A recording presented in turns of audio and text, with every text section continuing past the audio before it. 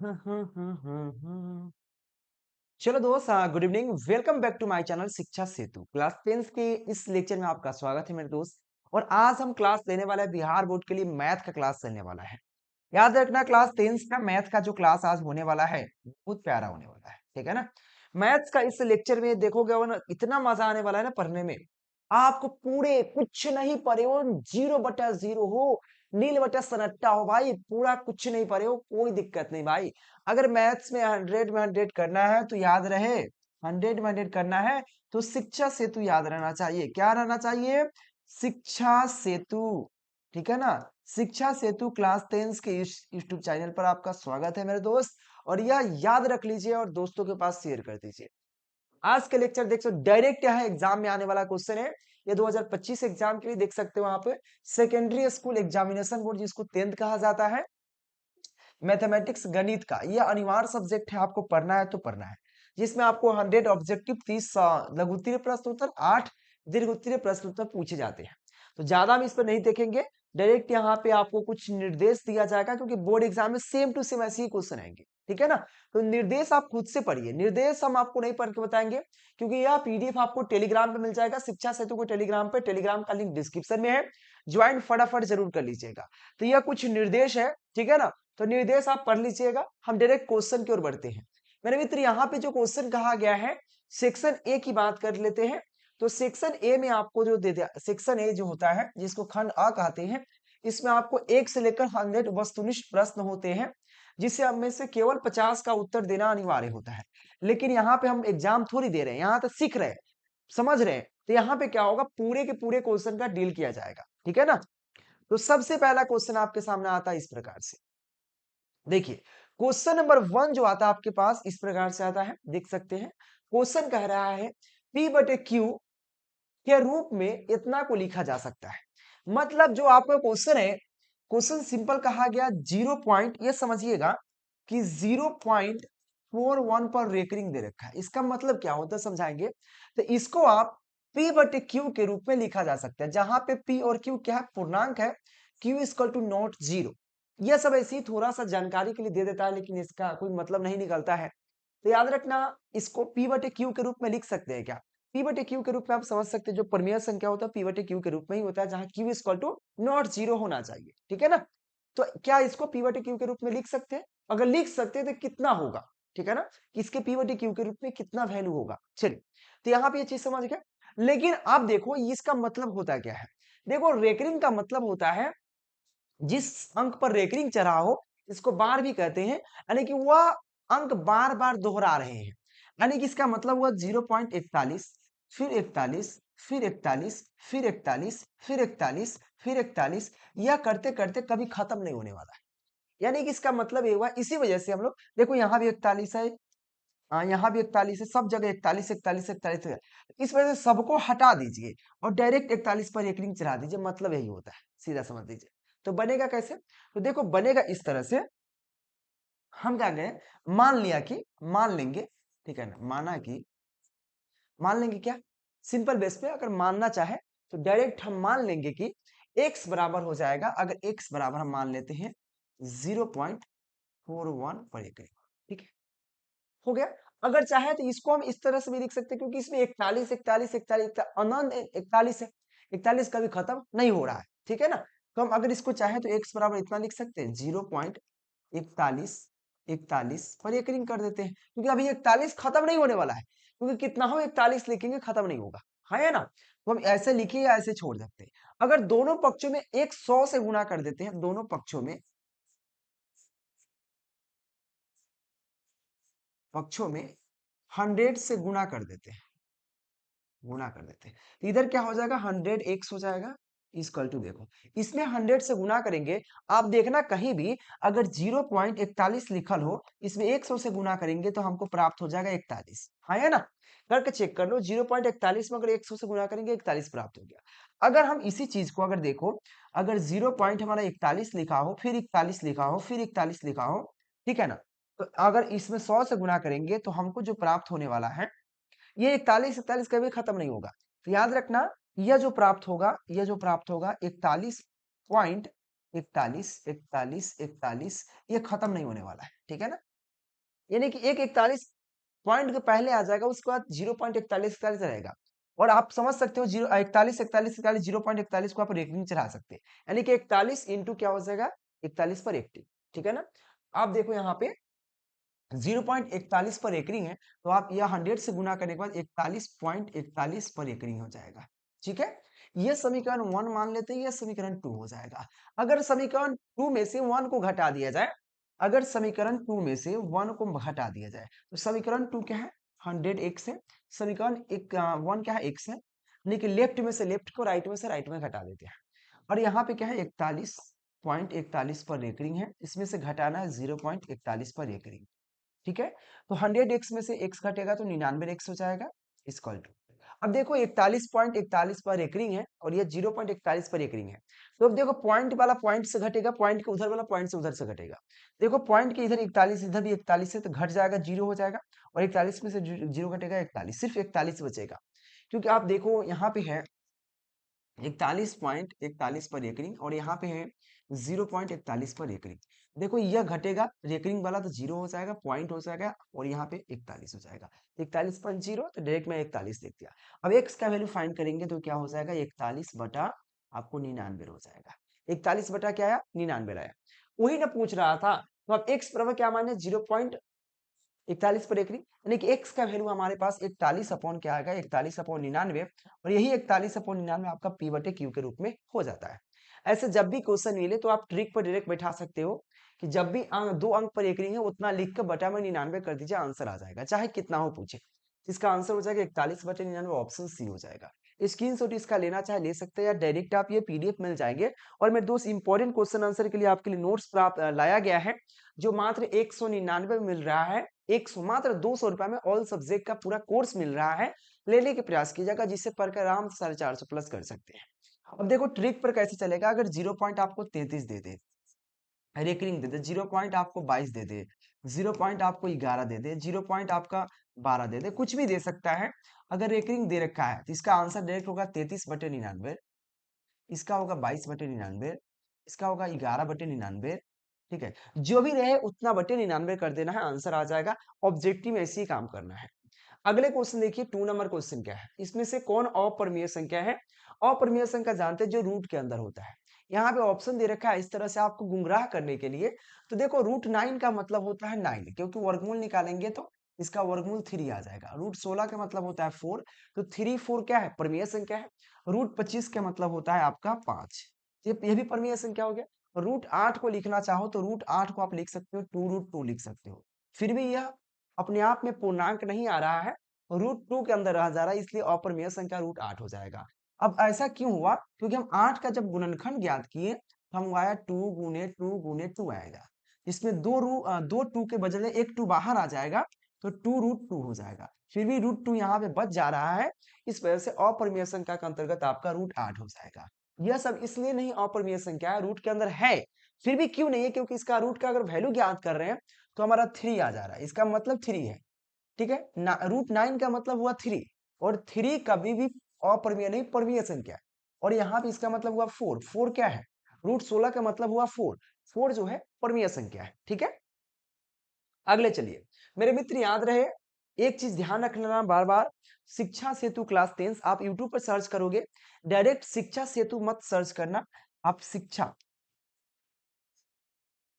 शिक्षा सेतु के साथ साथ आप 10th लास्ट में लगा देना, ठीक है ना, तभी आ जाएंगे ऊपर में। ऐसे होता क्या है, शिक्षा सेतु के एक और चैनल है, मराठी चैनल है शायद, तो वो ऊपर आता है। मराठी चैनल ज्यादा नहीं है उसके पास थी, ठीक है, ऐसे ही पढ़ाता है थोड़ा मोड़ा मराठी भाषा में, तो उनका आ जाता है। लेकिन क्या करना मेरे दोस्त, शिक्षा सेतु 10th सर्च करना पूरा लिख के, तो आपको ऊपर में ही आ जाएंगे। ठीक है, अगला क्वेश्चन है बहुपद आपको 6x माइनस 21 का शून्य क्या होगा। मेरे दोस्त शून्य ज्ञात करने के लिए जिसका शून्य ज्ञात किया जाता है, यह ज्ञात करना होता है उतना लिख दिया जाता है, और क्या करते हैं हम लोग इक्वल टू में 0 लिख देते हैं। तो यहाँ पे 6x माइनस 21 इक्वल टू 0, ठीक है ना। 6x इधर जाएगा तो 21 माइनस में तो उधर जाएगा तो प्लस 21 हो जाएगा। अब x का वैल्यू फाइंड करना है तो 21 बटा 6 हो जाएगा। अब 21 बटा 6 हो जाएगा, मतलब x का वैल्यू क्या होगा, 3 से कटेगा 7 मरतबे, 3 से कटेगा 2 मरतबे, यानी कि 7/2। एक्स का वैल्यू क्या है 7/2, यानी कि इसका शून्य का आ गया 7/2, यानी कि ऑप्शन इरेक्ट हो जाएगा 3 नंबर क्वेश्चन के लिए।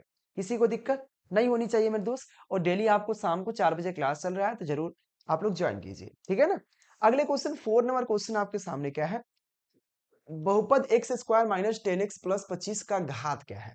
देखो अगर बहुपद आपको नजर आ रहा है, इसमें घात डिग्री, डिग्री मतलब घात होता है, डिग्री पूछ रहा है, इंग्लिश में समझ लो। डिग्री जो है अगर यहाँ पे दे रखा है यहाँ पे बहुपद जिसमें डिग्री पूछ रहा है, तो डिग्री कैसे पता कर लेंगे, तो उसमें अधिकतम घात क्या है, मतलब एक्स का जो अधिकतम घात मतलब डिग्री कितना है। एक्स का यहाँ पे 2 है, यहाँ पे 1 है, तो सबसे ज्यादा घात 2 है, इसलिए क्या हो जाएगा, यह द्विघात बहुपद है, यानी कि ऑप्शन बी राइट हो जाएगा, ठीक है ना। अगले क्वेश्चन देखिए, आपको 5 नंबर क्वेश्चन क्या कहता है। 5 नंबर क्वेश्चन एक दे रखा और पूछ रहा है कि द्विघात समीकरण क्या है। द्विघात समीकरण होता है जिसका अधिकतम, यानी कि x का घात जो होना चाहिए अधिकतम 2 होना चाहिए। 2 से ज्यादा है तो 3 हो गया तो त्रिघात बहुपद, 1 हो गया तो रैखिक बहुपद, 4 हो गया तो फोरघात बहुपद। मतलब आपको जितना घात बहुपद है, जितना x का वैल्यू x का पावर होगा उतना घात बहुपद हो जाएगा। जैसे कि यहाँ पे द्विघात पूछ रहा है, यानी कि x का पावर अधिकतम 2 होना चाहिए, इससे ज्यादा नहीं होना चाहिए, ठीक है ना। जैसे कि यहाँ पे एक पागल की तरह कॉल करके लाइने पर है, देख लो, देख रहे एक लाइव क्लास चल रहा है, उठा भी लिए कॉल, तब पर भी क्या कर रहा है, लाइने पर है। समझ नहीं आता है बच्चे लोग को, पता नहीं क्या है। देख रहे कि लाइव क्लास पढ़ा रहे, समझ गए, और कॉल किया है, 3-4 कॉल उठा भी लिए, फिर भी लाइन पर है, सुन रहा है लेकिन कॉल कट नहीं करेगा। चलिए, तो निम्नलिखित में से द्विघात समीकरण कौन है, तो चेक करेंगे। सबसे पहले यहां पर देखा जाए तो सबसे पहली बात एक चीज, अगर कोई भी x का वैल्यू रूट में रहे या बटा में रहे तो वो घात बहुपद नहीं होता। देखो यहाँ पे घात 2 है, लेकिन यहाँ पर रूट में होने की वजह से गलत है। अगर यहाँ पे ज्ञात करेंगे तो हमें x-1 का क्यू है, यानी कि अगर इसको तोड़ेंगे x क्यू पर तो x क्यू हो जाएगा माइनस, यानी कि a cube minus B cube plus 3a² B, 3a² B minus A cube B cube, A minus B का होल क्यू जो होता है, A cube minus B cube plus 3a² B और minus plus A क्या होता है मेरे दोस्त है, बार बार मैं भुला रहा हूँ, क्या होता है A cube minus B cube minus 3a² B minus 3a² plus 3a² B और माइनस प्लस 3ab², यही तो होता है ना, यही तो होता है ना ए क्यू माइनस बी क्यू का फॉर्मूला। अरे भाई जी, ए क्यू बी क्यू माइनस, हम्म।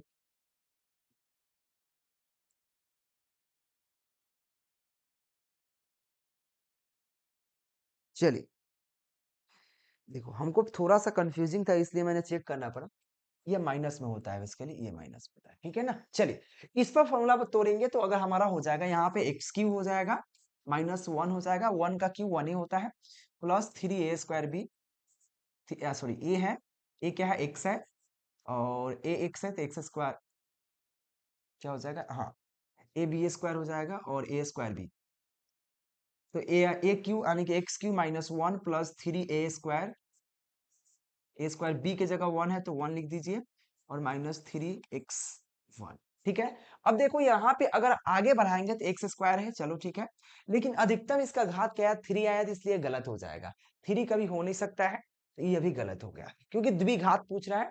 यहाँ पे भी वही हाल होगा, A cube plus B cube plus 3a² B यानी कि x² इंटू 1 और प्लस क्या हो जाएगा 3ab², ठीक है। यह वैल्यू आया, फिर भी यहाँ पे x की पावर 3 हो गया, ये भी नहीं हो सकता, ये भी गलत हो गया, ये भी गलत है, ये भी गलत है। ऑप्शन सिर्फ एक बच रहा है, इसको चेक करोगे तो a प्लस बी के होल स्क्वायर पर a² plus b² plus 2ab, ठीक है ना। ab का मतलब हुआ x और 1, ठीक है, क्योंकि x की जगह 1 है तो इसका वैल्यू आएगा x² प्लस 1 प्लस 2x होगा, इक्वल टू में क्या हो जाएगा यहाँ पे 2x प्लस 2 हो जाएगा। इसको सॉल्व करेंगे तो x² हो जाएगा और इधर भी 2x है, इधर भी 2x है, तो क्या होगा कट जाएंगे, कैंसिल हो जाएंगे, लेकिन यहाँ पे क्या प्लस 1 है -2 हो जाएगा, 0 हो जाएगा। एक्स स्क्वायर क्या हो जाएगा -1 इक्वल टू 0। अधिकतम घात क्या है एक्स का, इस पर एक्स स्क्वायर पड़ रहा है, यानी कि ऑप्शन आपको सी राइट हो जाएगा द्विघात बहुपद। यानी कि अधिकतम एक्स का वैल्यू जो होना चाहिए 2 होना चाहिए, उसका घात 2 होना चाहिए। ठीक है ना। चलिए आगे बढ़ने के प्रयास करते हैं मेरे दोस्त।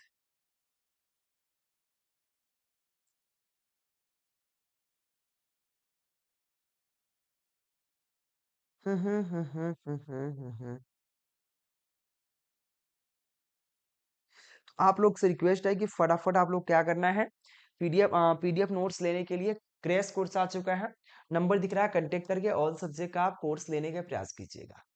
अगले क्वेश्चन आपके सामने है, देखिए यह क्वेश्चन है कि यदि m और n अभाज्य संख्या हो तो m की पावर 3 एम क्यू और एम स्क्वायर एन स्क्वायर का मौसा क्या होगा। मौसा जो होता है दोनों का कॉमन होता है। तो हम अगर दो संख्या है, कोई इतना है और एक ये संख्या है, दो संख्या है, दोनों संख्याओं को हम अलग अलग लिखते हैं। तो एम क्यू है, एन क्यू है, सॉरी एन स्क्वायर है, एम क्यू एन स्क्वायर।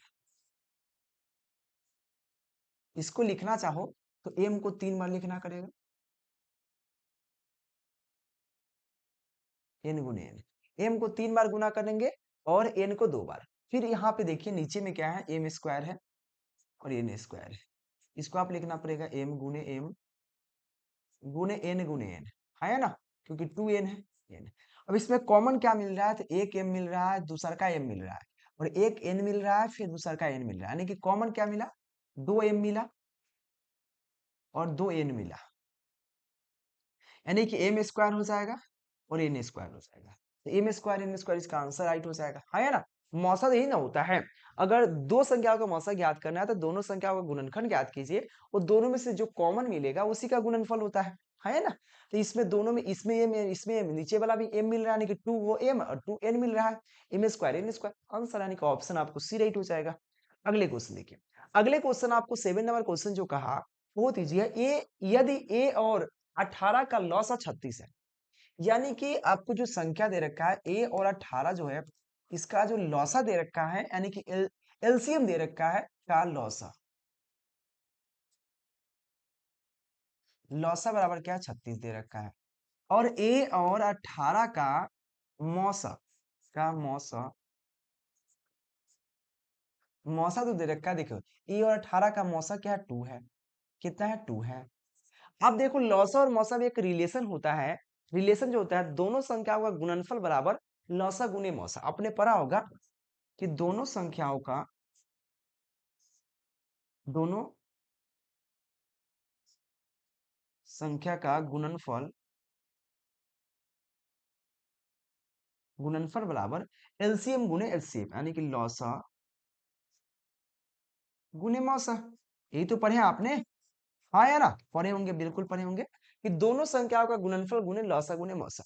देखो दो संख्या क्या है, ए और 18 है, यानी कि ए गुने 18 बराबर क्या होगा लौसा गुने मौसा, लौसा कितना है 36 है, गुने मौसा कितना है 2 है ना। तो ए का वैल्यू फाइंड कर सकते हैं, 36 गुने 2 बटा 18, 18 से 36 कटेगा 2 मरतबे, तो ए का वैल्यू कितना है 4, यानी कि ए का वैल्यू आपका 4 आ गया, यानी कि ऑप्शन आपको बी राइट हो जाएगा, है ना। मैं देखो बनाना बहुत ईजी है, ए और बी का मतलब ए गुने बी, यानी कि ए और 18 का लौसा 36 है, ए और 18 का मौसा क्या 2 है। तो एक सूत्र होता है दोनों संख्याओं का गुणनफल गुने लौसा गुने मौसा।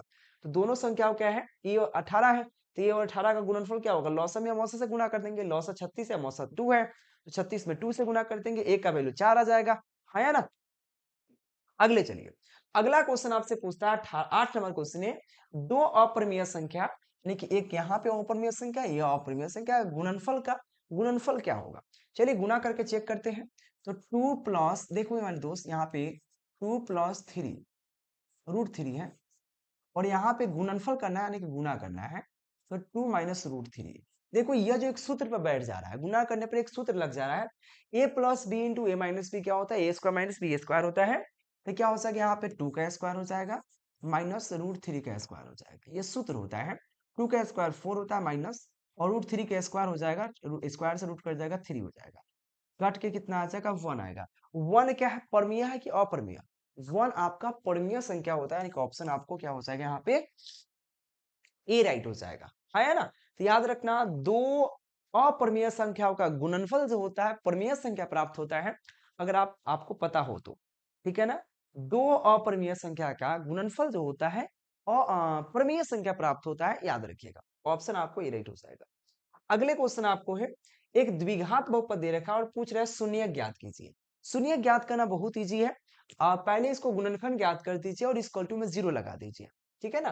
तो अगर इसका गुणनखंड ज्ञात करेंगे तो एक्स स्क्वायर है, और एक्स को किस तरह से तोड़ सकते हैं, तो 5x माइनस 4x, इसका माइनस 20 हो जाएगा, है ना। एक्स इसमें से कॉमन लेंगे तो एक्स प्लस 4 हो जाएगा। इसमें से माइनस 4 कॉमन लेंगे तो एक्स प्लस 5 हो जाएगा। इस दोनों में से एक एक्स माइनस 4 एक हो जाएगा, और हो जाएगा एक्स प्लस 4 हो जाएगा, एक्स प्लस 5 हो जाएगा। ये दो आपका मतलब इसका गुणनखंड आया। अब इसका शून्य ज्ञात करने के लिए क्या करेंगे, एक्स माइनस 4 इक्वल टू 0 करेंगे। तो एक्स का वैल्यू आपके पास 4 हो जाएगा, एक एक्स का वैल्यू 4 आ गया। दूसरा का क्या करेंगे, एक्स प्लस 5 इक्वल टू 0 करेंगे, तो एक्स का वैल्यू आपके पास माइनस 5 आ गया। आंसर जो आया आपके पास एक्स बराबर 4 माइनस 5, 4 माइनस 5 आया। तो 4 माइनस 5 कहाँ पे होना चाहिए, ऑप्शन क्या, देखिए ऑप्शन सी राइट हो जाएगा। मेरे मित्र आपको यहाँ पे समझ में कम आया, कम उसी को आया होगा जिसको गुणनखंड नहीं आता। जिसको गुणनखंड नहीं आता उसको कुछ समझ नहीं आया होगा, क्या क्या सर जी कर दिए।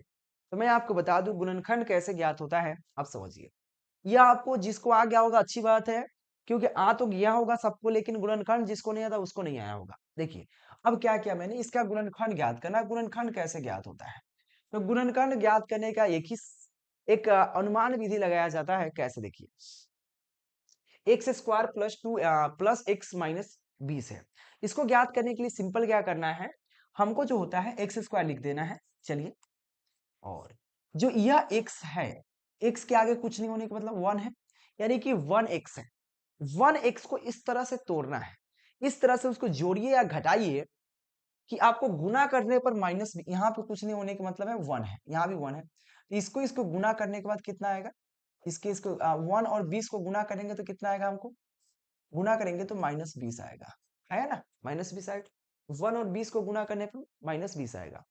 तो अब यहाँ पे 1x को इस तरह से तोड़ना है, 1x को इस तरह से तोड़िए, इस तरह से आपको तोड़ना है माइनस प्लस में, कि आपको उसके अंक को गुना करने पर माइनस 20 आना चाहिए, या जोड़ने या घटाने पर प्लस एक्स आना चाहिए, क्योंकि यहाँ पे प्लस एक्स आता प्लस एक्स।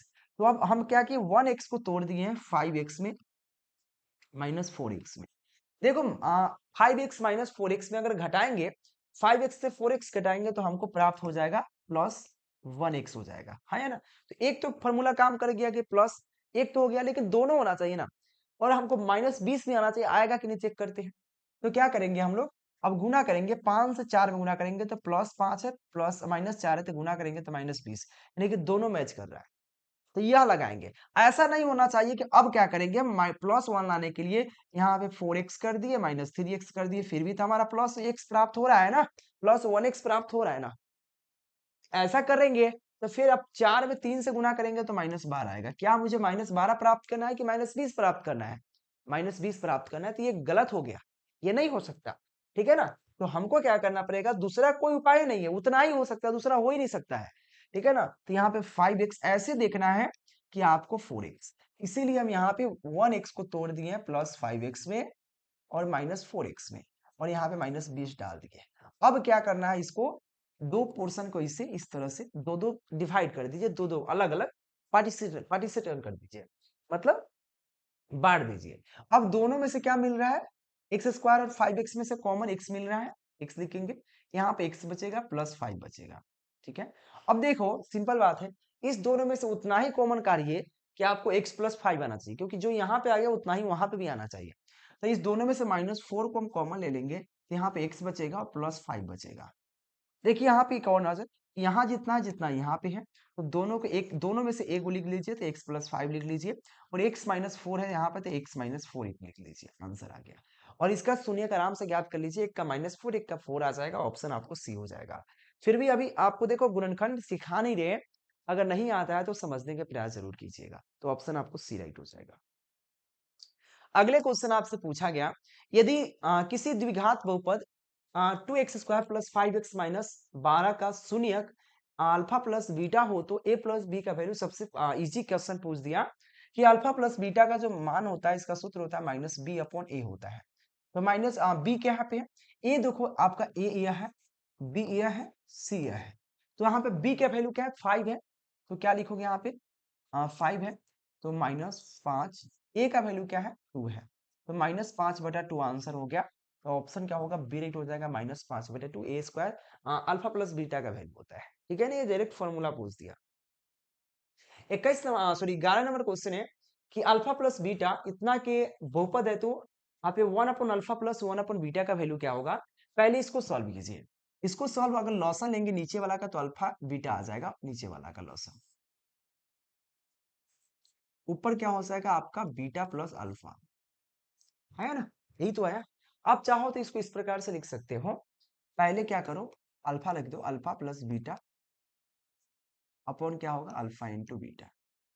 इसमें दो फॉर्मूला आया, एक तो है अल्फा प्लस बीटा, तो अल्फा प्लस बीटा का फॉर्मूला होता है माइनस बी अपॉन ए होता है।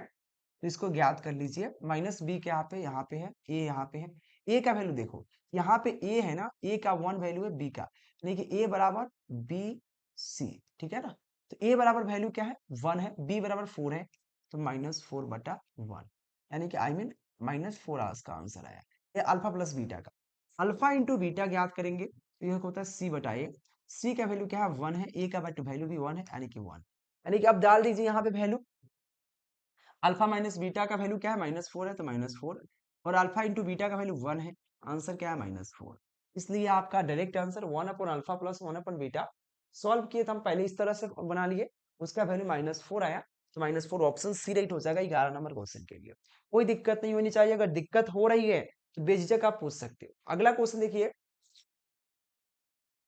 अगला क्वेश्चन आपसे पूछता है, यदि समीकरण के X square plus 6x plus 9k equal to 0, तो मूल्यकों का योग और गुणनफल समान है। मूल्यकों का योग और गुणनफल समान है, तो k का मान क्या होगा। मेरे मित्र आपको योग और गुणनफल आपको एक दूसरे से समान है, ठीक है ना। तो चलो देखते हैं, ठीक है ना। चलिए योग और गुणनफल यानी कि शून्यकों का योग जो होता है अल्फा प्लस बीटा होता है, अल्फा प्लस बीटा इसका सूत्र होता है -b/a होता है। और एक होता है शून्यकों का योग हो गया ये योग, और एक गुणनफल जो होता है alpha into beta, alpha into beta इसका सूत्र होता है c/a। और कह रहा है शून्यकों का योग और गुणनफल आपस में समान है, I mean alpha plus beta जो है वो आपके अल्फा इंटू बीटा के बराबर है। ये क्वेश्चन में कहा गया, मैं नहीं कह रहा हूं। देखो शून्यकों का योग और गुणनफल समान हो तो, यानी कि alpha plus beta equal to alpha into beta, तो अल्फा प्लस बीटा का जो वैल्यू होता है -b/a होता है, equal to alpha into beta का वैल्यू होता है c/a, ठीक है ना। देखो दोनों में नीचे ये है कट जाएगा, यानी कि हमको जो आ रहा है -b/c आ रहा है, -b इक्वल टू सी। अब देखो यहाँ पे b कौन सा वैल्यू है, ये आपका a का वैल्यू है, ये आपका b का वैल्यू है, ये आपका c का वैल्यू है, और c का वैल्यू सब होगा, ठीक है ना, क्योंकि x के अलावा सब वैल्यू होता है। तो अब देखो यहाँ पे -b में क्या है 6 है, तो -6 रखिए इक्वल टू, आपको c में क्या है, c में आपको 9k है, 9k रखेंगे। हमको फाइंड क्या करना है, फाइंड हमको k का वैल्यू करना है। तो देखो यहाँ पे 9k बराबर क्या आया -6 आया, -6। k का वैल्यू फाइंड करेंगे तो -6/9 हो जाएगा, तो k का वैल्यू आपका हो जाएगा -2/3 हो जाएगा। यही तो होगा, क्योंकि यह कट जाएगा, 2 मतलब है 3 मतलब है, तो -2/3 होगा, माइनस भी होगा, तो -2/3 हो जाएगा आंसर। इसका ऑप्शन आपको बी राइट हो जाएगा 12 नंबर क्वेश्चन के लिए। मैं कुछ कर नहीं रहा हूँ, जो क्वेश्चन कह रहा है उसी पर हम फोकस कर रहा हूँ। देखो देखो क्वेश्चन आपको सबको समझ में मेन होता है समझना। कहा क्या, क्वेश्चन सिंपल कहा कि एक शून्य आपने समीकरण दे रखा है, ठीक है, आपको कह रहा है मूल्यकों का योग और गुणनफल आपस में समान है, alpha plus beta equal to alpha into beta, क्योंकि शून्यकों का योग आपका अल्फा प्लस बीटा होता है, शून्यकों का गुणनफल अल्फा इंटू बीटा होता है। अल्फा प्लस बीटा का सूत्र होता है -b/a, अल्फा इंटू बीटा का सूत्र होता है c/a, है ना। तो मैं वही तो रखा, और जो भी वैल्यू आया उसमें से डाल दिया, आंसर आ गया। देखो ये स्टेप बाय स्टेप समझिए, आपको कोई अच्छे नंबर लाने से कोई नहीं रोक सकता। अगले क्वेश्चन देखिए, देखो क्वेश्चन यहाँ पे कहा x का वैल्यू 1 दे रखा है, और एक समीकरण दे रखा है इतना और इतना के मूल हो, तो a इंटू बी का वैल्यू क्या होगा। तो सबसे पहले हम a का वैल्यू इस समीकरण से ज्ञात कर लेंगे, तो x का वैल्यू 1 डालेंगे, तो 1 plus 1 plus a equal to 0 हो जाएगा। यहाँ पे स्क्वायर है, तो 1 plus 1 plus a equal to 0 हो जाएगा। ए का वैल्यू फाइंड करेंगे तो -2 हो जाएगा। क्यों आया -2? क्योंकि आगे हम चलते हैं इसको, तो यहाँ पे हो जाएगा 2 प्लस ए इक्वल टू 0 हो जाएगा। ए का वैल्यू फाइंड करेंगे तो -2 हो जाएगा। ए का वैल्यू -2 आ गया। इससे बी का वैल्यू फाइंड कर लेंगे, तो बी हो जाएगा, एक्स का वैल्यू क्या है 1 है, तो 1 का स्क्वायर प्लस बी गुंडे 1 इक्वल प्लस 3 इक्वल टू 0।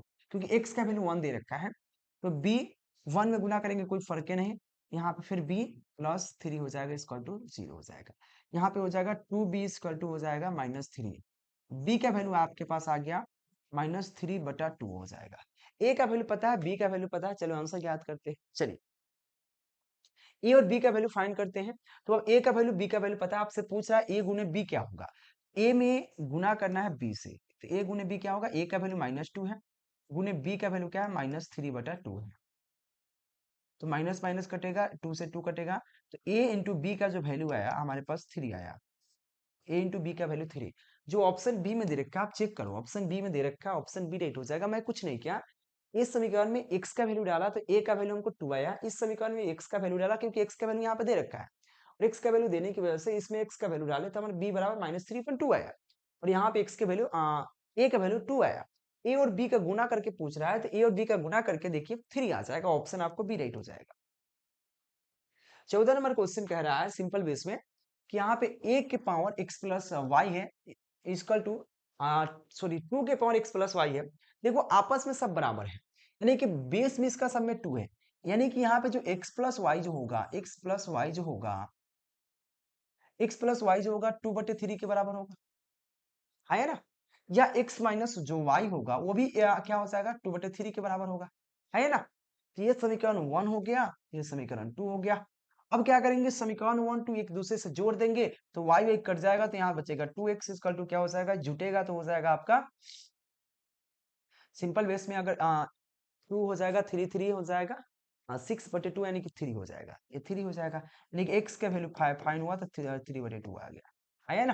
क्योंकि आप जोड़ के देखो, अगर इस जोड़ रहे हो तो 3/2 और 3/2 जुटेगा तो आपका हो जाएगा 3, और यहाँ पे 2 है तो x का वैल्यू क्या है 3/2, और आपसे पूछ रहा है y का मान क्या होगा। ये तो x का मान आ गया ना 3/2, आपका यहाँ पे x का मान आ गया, तो y के मान पूछ रहा है, तो y के मान चलिए ज्ञात कर लेते हैं। x का वैल्यू आ गया, तो किसी भी समीकरण में आप y का वैल्यू डाल दीजिए, तो x plus Y equal to क्या है आपका 3/2 है, और इसमें आपको x का वैल्यू फाइन है तो 3/2 है, प्लस वाई है इक्वल टू आपका 3/2 है, ठीक है ना। y का वैल्यू फाइन करेंगे तो 3/2 -3/2, ठीक है ना। ये कटेगा तो y का वैल्यू हमारे पास 0 आ जाएगा, तो y का आंसर क्या है 0 आया, यानी कि ऑप्शन आपको सिलेक्ट हो जाएगा। मैं कुछ नहीं किया, देखो यहाँ पे सबसे पहली बात आपको फिर से समझाता हूँ, y के वैल्यू 0 आया कैसे आया फिर से समझिए।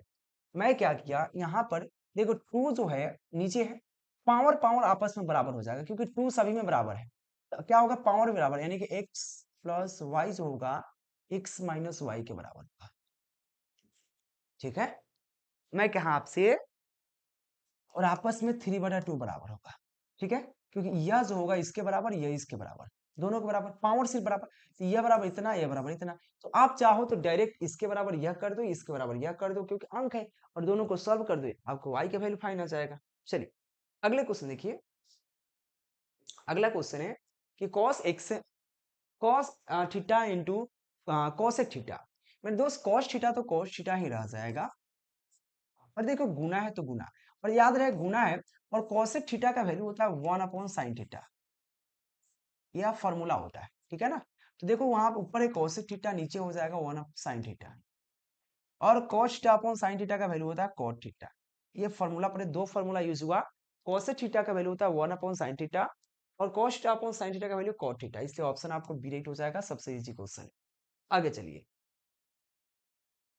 अगला क्वेश्चन आपसे पूछ रहा है यदि बहुपद X square plus X minus B के शून्यक एक दूसरे से व्युत्क्रम हो तो बी का वैल्यू क्या होगा। यानी कि पहला देखिए, पहला शून्यक, माना कि पहला शून्यक जो है हमारा, शून्यक को अल्फा मान लेते हैं, कुछ भी एक्स भी मान सकते हैं, और कह रहा है दूसर का शून्यक जो पहले शून्यक का व्युत्क्रम है, तो इसलिए दूसर का शून्यक क्या होगा, व्युत्क्रम यानी कि 1/अल्फा है ना। तो अब हमको पूछ रहा है बी का वैल्यू, तो अल्फा इंटू बीटा, यानी कि शून्यकों का गुणनफल क्या होता है alpha into beta, equal to क्या होता है, सी बटे ए होता है। अल्फा का वैल्यू भी अल्फा है और बीटा का वैल्यू अल्फा है, यानी अल्फा का इंटू अल्फा, बीटा का वैल्यू यानी कि पहले का शून्यक अल्फा है, दूसरा का शून्यक बीटा है, दूसरा का शून्यक का वैल्यू 1 अपॉन अल्फा होगा। चाहे आप सीधा समझ लीजिए, शून्यकों का गुणनफल अल्फा इंटू क्या होगा, 1 अपॉन अल्फा, क्योंकि शून्यकों का गुणनफल यानी कि पहला शून्यक और दूसरा का शून्यक का गुणनफल जो होता है वो सी बटे ए होता है। तो पहला शून्यक अल्फा है, दूसरा का शून्यक 1 अपॉन अल्फा, अल्फा से अल्फा कट जाएगा, 1 बराबर क्या हो जाएगा, सी बटे ए, यही तो होगा। चलिए सी बटा ए हो जाएगा। अब क्या करेंगे, हमारा ए और सी के बराबर हो जाएगा, तो क्रॉस मल्टीप्लाई करेंगे हम। अब देखिए ए और सी, इसमें 1 बराबर क्या हो गया, आपको सी बटा सॉरी, पहले एक देख समझिए, 1 बटा सी अपॉन ए आया, 1 बराबर सी अपॉन ए आया। सी इसमें क्या है, तो आपको या आपका ये होता है, या आपका बी होता है, या आपका सी होता है। सिर्फ इसमें अचार मान, इसका 1 है, बी का वैल्यू ए है, सी का वैल्यू बी है। तो क्या करेंगे, सी की जगह क्या है, माइनस बी है, तो सी की जगह रखेंगे 1 इक्वल टू, सी की जगह रखेंगे माइनस बी अपॉन, और हमारा ए की जगह 1 है तो 1 रखेंगे। ठीक है, तो हमारा बी का वैल्यू क्या है, -1 आएगा। बी का वैल्यू क्या है, -1, यानी कि ऑप्शन सी होगा। समझोगे, बहुत ईजी है, ज्यादा कुछ है नहीं मेरे दोस्त, ठीक है ना। चलिए, देखो तबीयत हमारा खराब है, फिर भी हम क्लास ले रहे हैं, ठीक है ना। चलिए आगे बढ़े। अगले क्वेश्चन है, यदि समीकरण ax square plus B X plus C के मूल समान हो तो प्रत्येक मूल का मान होगा। मेरे मित्र कह रहा है मूल समान है, आपके यहाँ पे कहा X square plus B X का मूल समान है, तो इसमें मूल का मान क्या होगा, ठीक है ना। आपस में एक दूसरे से समान है, मूल्य मूल्य समान हो तो प्रत्येक मूल का मान क्या होगा। चलिए चेक करते हैं। हाँ हाँ हाँ हाँ हाँ हाँ, मूल समान है, यानी कि पहला मूल अगर x है, ठीक है ना, मूल मतलब होता है द्विघात समीकरण, द्विघात समीकरण के दो मूल होगा, अल्फा और बीटा, ठीक है ना। तो मान लें अगर मूल्य समान है, यानी कि अल्फा इक्वल टू बीटा बराबर है, मूल्य समान है। एक चीज आपको पता है, अल्फा प्लस बीटा का वैल्यू जो होता है वो क्या होता है, माइनस बी बटे ए होता है, हाँ ना। तो देखो अल्फा और बीटा बराबर है, अल्फा और बीटा बराबर है, तो हमको यहाँ पे अल्फा या बीटा का वैल्यू फाइंड कर सकते हैं, ठीक है। तो यहाँ पे अल्फा हो जाएगा और बीटा के वैल्यू भी अल्फा हो जाएगा, क्योंकि अल्फा और बीटा बराबर है, तो क्या होगा, माइनस बी बटे ए हो जाएगा, ठीक है। तो यहाँ पे क्या हो जाएगा, 2 अल्फा इक्वल टू क्या होगा, माइनस बी बटे ए हो जाएगा। अल्फा का वैल्यू फाइंड करेंगे तो माइनस बी बटे 2 ए हो जाएगा, यानी कि अल्फा का वैल्यू हमारे पास क्या आया, जो अल्फा का वैल्यू आया जो बीटा का वैल्यू आएगा, क्योंकि अल्फा बीटा आपस में बराबर है, यानी कि अल्फा या बीटा का वैल्यू फाइंड कीजिएगा तो माइनस बी बटे ए आ जाएगा, सॉरी माइनस बी बटे 2 ए आ जाएगा, यानी कि ऑप्शन बी राइट हो जाएगा, ठीक है ना। अब कहोगे सर हमारे को इस तरह से ज्ञात करके बताइए कि एक होता है alpha into beta equal to होता है सी बटे ए होता है, ठीक है। तो अल्फा बीटा आपस में बराबर है, यानी कि अल्फा इंटू, यहाँ पे आप बीटा भी फाइंड कर लेते हैं, अल्फा कर लेते हैं, तो अल्फा इंटू अल्फा बीटा बराबर है, यानी कि बीटा की जगह अल्फा डाल दीजिए, यहाँ पे हो जाएगा सी बटे ए हो जाएगा, ठीक है। तो यहाँ पे हो जाएगा अल्फा स्क्वायर, अल्फा स्क्वायर, तो यहाँ पे हो जाएगा सी बटे ए, ठीक है ना। तो अल्फा जो होगा आपका प्लस माइनस रूट अंडर सी बटे ए होगा। तो क्या प्लस माइनस सी बटे ए रूट में है कहीं ऑप्शन, ऑप्शन ही नहीं है, तो इसका बातें बंद कर दीजिए, ठीक है ना, इसका बातें खत्म हो गया। तो हमको जो ऑप्शन में है, क्योंकि कोई भी आंसर का 3-4 आंसर होता है, लेकिन जो देगा उसी पे बात करेंगे, तो यहाँ पे माइनस बी बटे 2 ए हो जाएगा, आंसर आपको बी राइट हो जाएगा। और हाँ नंबर क्वेश्चन देखो, क्वेश्चन कह रहा है कि x plus two into X minus two equal to 5 के मूल्य क्या होगा। इसमें से मूल्य कौन सा है, कि x का वैल्यू कौन सा है। सबसे पहले इसको सॉल्व कीजिए, तो यहाँ पे a plus B into A minus B का फॉर्मूला है, तो यहाँ हो जाएगा X square minus B square, two का square is equal to 5, X square plus 4 minus 4 is equal to 5, X square बराबर क्या होगा, 5 प्लस 4, एक्स का बराबर क्या हो जाएगा 9, एक्स का वैल्यू फाइंड करेंगे तो रूट अंडर क्या हो जाएगा, प्लस माइनस रूट अंडर 9 हो जाएगा, एक्स का वैल्यू क्या आएगा, plus minus root under 3, sorry 3। अब देखो ये कैसे आया, अब इस पर समझिए, फिर से समझाता हूँ, इसको हटाइए। मैंने क्या किया, इसको a मान लिया, इसको प्लस b मान लिया, यहाँ पे इंटू में क्या है, a माइनस b हो जाएगा, क्योंकि देखो यह बराबर है या ये बराबर है, ठीक है ना। तो a plus B into A minus B का फॉर्मूला होता है A square minus B square, क्या होता है कि नहीं, इसका फॉर्मूला होता है A square minus B square. A की जगह क्या है, एक्स है तो एक्स स्क्वायर हो जाएगा, माइनस बी की जगह 2 है तो 2 का स्क्वायर हो जाएगा, इक्वल टू 5 है तो 5 डाल दीजिए, यहाँ पे एक्स स्क्वायर तो एक्स स्क्वायर ही होगा, 2 का स्क्वायर का मतलब 4 होता है, तो -2 का स्क्वायर का मतलब 4 इक्वल टू 5 हो जाएगा। एक्स स्क्वायर तो एक्स स्क्वायर ही होगा, 4 उधर जाएगा तो क्या होगा 5, तो 5 ही रहेगा, 4 उधर जाएगा तो +4 हो जाएगा। एक्स स्क्वायर तो एक्स स्क्वायर ही होगा, 4 में 9 4 में 5 जुटेगा तो 9 हो जाएगा। एक्स इधर रहेगा, जब उधर जाएगा तो प्लस माइनस रूट के अंदर 9 जाएगा, रूट पर 9 चलेगा ना, आने के सॉरी 9 पर रूट चलेगा ना, तो प्लस माइनस एक्स का वैल्यू फाइंड करेंगे तो प्लस माइनस क्या हो जाएगा 3 हो जाएगा। तो प्लस माइनस 3 कहाँ पे दे रखा है, तो ऑप्शन बी में दे रखा है प्लस माइनस 3, है ना। तो याद रखना 18 का ऑप्शन आपको बी राइट हो जाएगा। अगले क्वेश्चन देखिए, 19 नंबर क्वेश्चन क्या कहा, 19 नंबर क्वेश्चन कह रहा है यदि किसी द्विघात बहुपद के शून्यक 6 और -2 हो तो बी एंड सी का मान होगा। मेरे मित्र बहुत इजी क्वेश्चन पूछ दिया कि अगर शून्यक दे रखा है कितना हो 6 और 2 हो तो बी और सी का मान क्या होगा। अगर द्विघात समीकरण दे रखा है उसमें शून्यक आपको दे रखा है 6 है और -2 है, तो इसमें बी एंड सी का वैल्यू क्या होगा, ठीक है ना। चलिए फाइंड करने का प्रयास करते हैं और देखते हैं क्या होने वाला है। हम्म हम्म हम्म हम्म हम्म हम्म।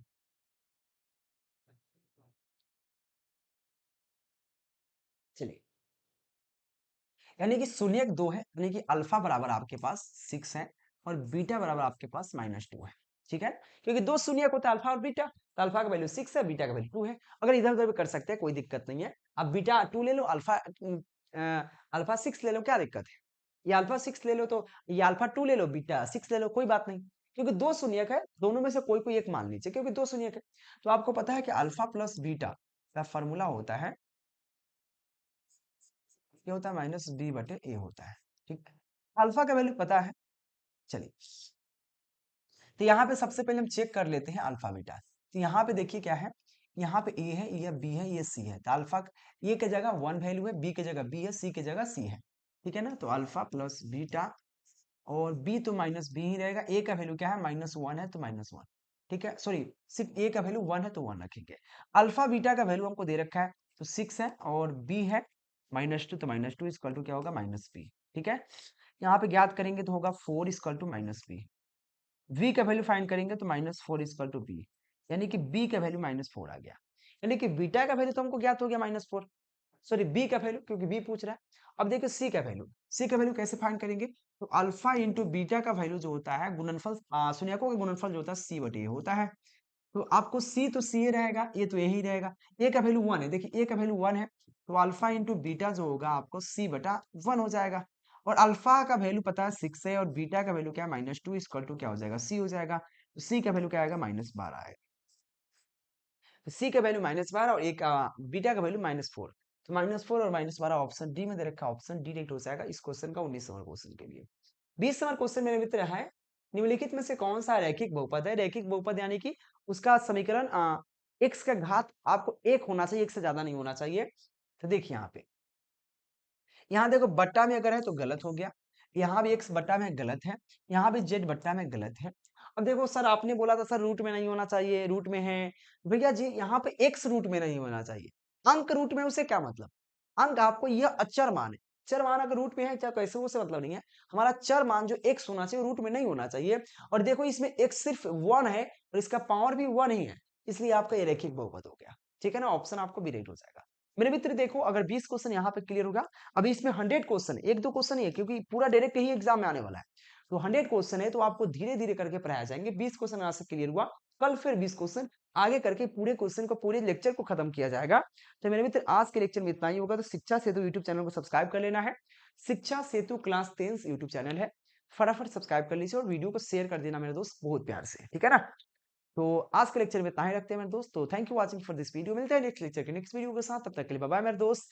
और पीडीएफ नोट्स के लिए नंबर दिख रहा है, कांटेक्ट जरूर कीजिएगा। Thank you.